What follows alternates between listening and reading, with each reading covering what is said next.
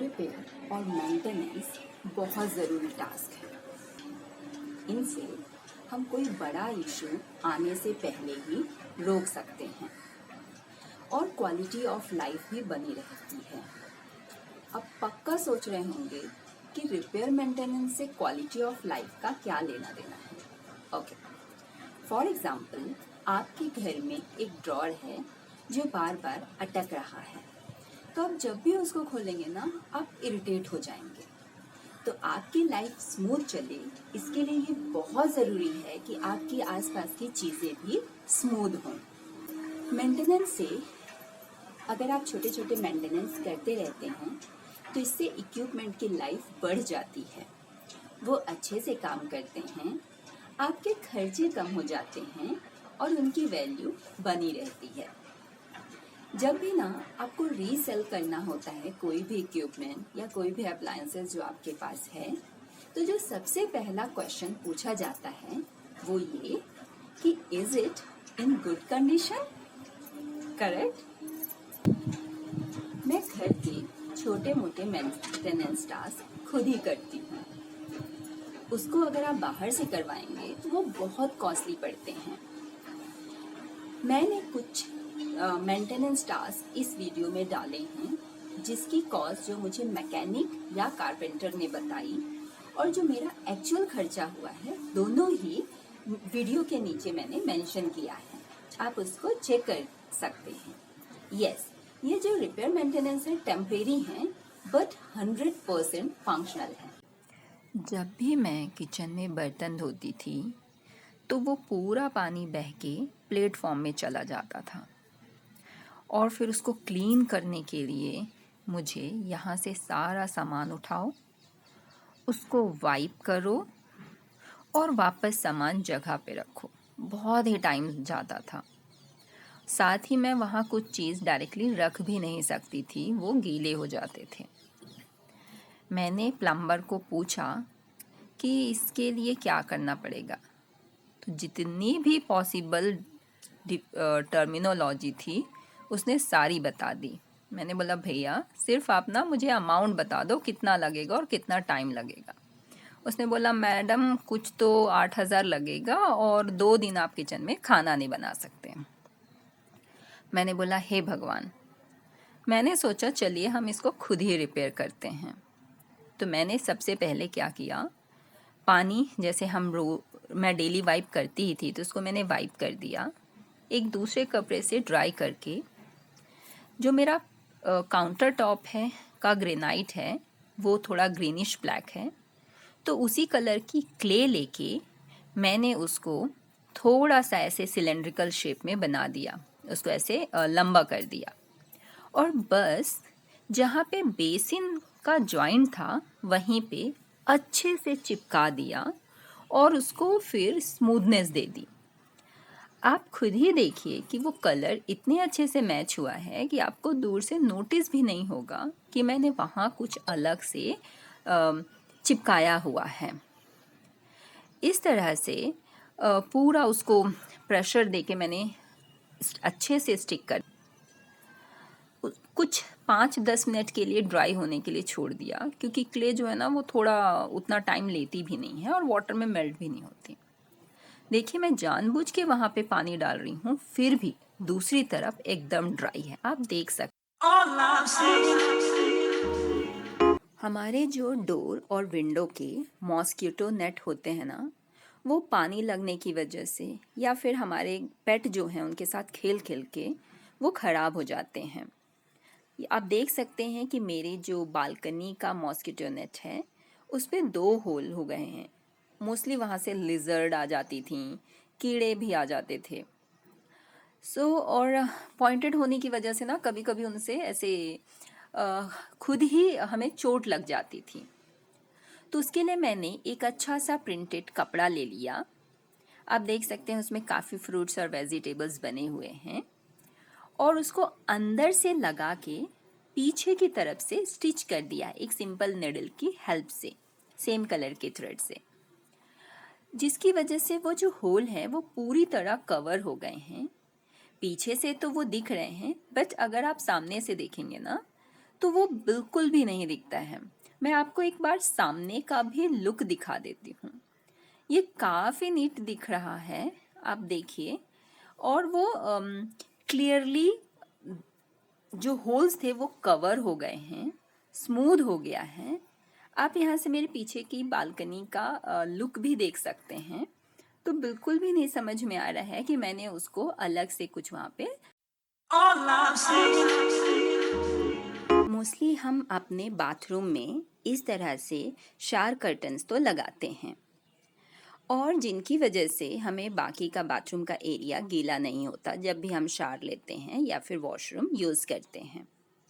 मैंने थोड़ा लेट लगाया था ये कर्टन, जिसकी वजह से पहले कर्टन नहीं था, तो मेरा पूरा जो वुडन डोर था उस पे आप देख सकते हैं पैचेस आ गए हैं, काफ़ी ख़राब हो गया था। और नीचे से तो पूरा पेंटिंग भी निकल गई थी, और एक जगह तो पूरा वुड ख़राब होके आप बोल सकते हैं सड़ के निकल गया था। तो जब मैंने कर्टन लगाया, ये शावर कर्टन, वो काफ़ी बड़ा था, तो उसका मैंने नीचे का पोर्शन कट करके इस डोर पे नीचे से इंसर्ट करके, देखिए डोर के नीचे मैंने उसको लगा के और सेलो टेप से स्टिक कर दिया है। सेलो टेप इसीलिए यूज़ कर दिया है ताकि वो वाटर प्रूफ रहे। चारों तरफ से स्टिक कर दिया है, जिसकी वजह से एक तो वो कर्टन की मैचिंग का हो गया है, डिज़ाइन मैच हो गई है, दूसरा वो प्रोटेक्टेड हो गया है, और जो नीचे से डोर खराब था ना वो भी नहीं दिख रहा है। काफ़ी नीट लुक दिख रहा था, ऐसा लग रहा था जैसे मैंने उस पर नीचे से पेंटिंग की हुई हो। जो मेरा कर्टन है, शावर कर्टन, वो मेरे टाइल्स की डिज़ाइन से लगभग मैच हो रहा था कलर और डिज़ाइन में। साथ में मैंने डोर पे भी वही स्टिक कर दिया है। हमारी जो किचन ट्रॉलीज होती हैं, या तो उनके चैनल ख़राब हो जाते हैं या लूज़ हो जाते हैं, जिसकी वजह से वो बार बार या तो ओपन हो जाते हैं या फिर ओपन ही नहीं होते। ऐसे ही मेरी ये किचन की ट्रॉली बार बार ओपन हो रही थी।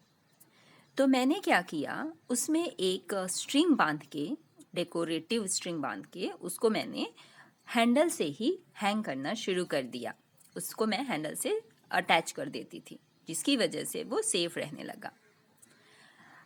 इन सब का जो मेंटेनेंस कॉस्ट होता है ना, वो बहुत होता है। अगर आप बार बार कारपेंटर को बुलाएंगे तो it is too much. Same to same अगर आप देखेंगे कि हमारे जो चैनल होते हैं किचन ट्रॉलीज के, उसमें रस्टिंग बहुत जल्दी हो जाती है। तो उसके लिए मैं हमेशा एक छोटे से प्लास्टिक कंटेनर में ऑयल रखती हूँ ईयरबड के साथ, और वीकली मैं जब भी अपनी ट्रॉलीज को क्लीन करती हूँ तो ईयरबड से उसमें मैं हमेशा ऑयलिंग कर देती हूँ। जो भी एक्स्ट्रा रस्ट है वो निकल जाता है, और एक्स्ट्रा ऑयल भी मैं वाइप कर देती हूँ कि कहीं वो मेरे लाइनर में या मेरे हाथ में ना लगे। तो इस तरह से आपके चैनल भी मेंटेन रहते हैं और वो स्टिक नहीं होते, काफ़ी लंबे समय तक स्मूथली वर्क करते हैं। ऑयल लगाने के बाद उसको एक दो बार आप पुश जरूर कीजिए स्मूथनेस के लिए। ये वाला ड्रॉर मेरा सेवियर ड्रॉर है। इसको मैं सेवियर ड्रॉर इसलिए बोलती हूँ कि जब भी हम हरी में होते हैं ना, कुछ चीज़ें अर्जेंट चाहिए होता है और वो टाइम पे ना मिले तो हम फ्रस्ट्रेट हो जाते हैं, जैसे कि मैच बॉक्स, रबर बैंड, छोटे मोटे क्लिप्स, ड्रॉर लॉक एसेट्रा। ये ड्रॉर हमेशा मुझे सेफ रखता है। कोई भी छोटा मोटा मेंटेनेंस वर्क, अगर आपकी चीज़ें हैंडी हैं तो उनको करने में मज़ा भी बहुत आता है। बच्चों की बुक का मिडिल पेज मोस्टली इस तरह से निकल ही जाता है, फिर या तो वो खो जाता है और या फिर फट जाता है। हमें नई बुक खरीदनी पड़ती है और बच्चे को उस पर फिर से लिखना पड़ता है। तो उसके लिए सबसे सिंपल तरीका है उसको स्टिक करने का कि आप उसको प्रॉपर अलाइन कीजिए उसकी जगह पे, ट्रांसपेरेंट टेप लीजिए और उसको वहाँ पे स्टिक कर दीजिए। जैसे कि सेलो टेप को आप पूरा लंबा निकाल लीजिए। सेलो टेप ना ट्रांसपेरेंट होना चाहिए, उसको जो पेज निकला हुआ है उसकी एक एंड से लेके दूसरे एंड तक स्टिक कर लीजिए, पहले निकले हुए पेज पे, और फिर उसको प्रॉपर अलाइन कीजिए मेन बुक के साथ और स्टिक कर दीजिए। ये बहुत ही आसान है। इसको लगाने के बाद आपको पता भी नहीं चलेगा कि बुक कहीं से निकली हुई भी थी। दोनों एंड सेलो टेप के कट कर दीजिए और ये इतना स्ट्रांगली स्टिक हो जाता है ना कि बच्चा अगर निकालना भी चाहे ना तो भी नहीं निकलेगा। सेलो टेप का एंड हमेशा ज़रा सा फोल्ड कर दीजिए ताकि उसका एंड ना घूमे नहीं तो आधा टाइम तो हम उसका एंड ही ढूंढने में लगा देते हैं। देन अगर आप देखेंगे इस बुक को पूरा ऐसे रोल करके मैं दिखाती हूँ कि बुक का पेज इतना यूनिफॉर्म हो गया है कि वो दिख भी नहीं रहा है कि वो कभी निकला भी था। पूरी बुक स्मूथ हो गई है। इसी तरह हमारे बच्चों को स्कूल से बहुत सारी वर्कशीट मिलती है, बहुत सारे सब्जेक्ट्स की, मैथ, साइंस। बच्चे या तो उसको घुमा देते हैं या फिर जंबल कर देते हैं और फिर वो हमसे पूछते हैं, मम्मा कहाँ गई हमारी ये वाली वर्कशीट, वो 5 नंबर वाली मराठी की वर्कशीट कहाँ गई। बहुत ही ऐसे मिस हो जाती हैं। तो उसके लिए मैंने क्या किया है, सारे सब्जेक्ट की वर्कशीट मैंने उनको यू पिन से सिक्योर करके एक ही फोल्डर में रखा हुआ है। मैं जब भी वर्कशीट मिलती है उसमें नंबरिंग कर देती हूँ और फिर उनको एक ही फोल्डर में पिन अप करके रख देती हूँ।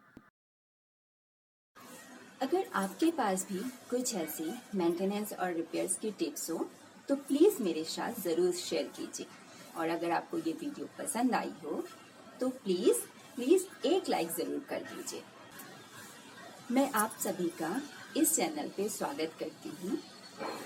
अगर आपको इस तरह के वीडियो जो आपसे और आपके घर से जुड़े हैं देखना पसंद है तो इस चैनल को सब्सक्राइब ज़रूर कर दीजिए।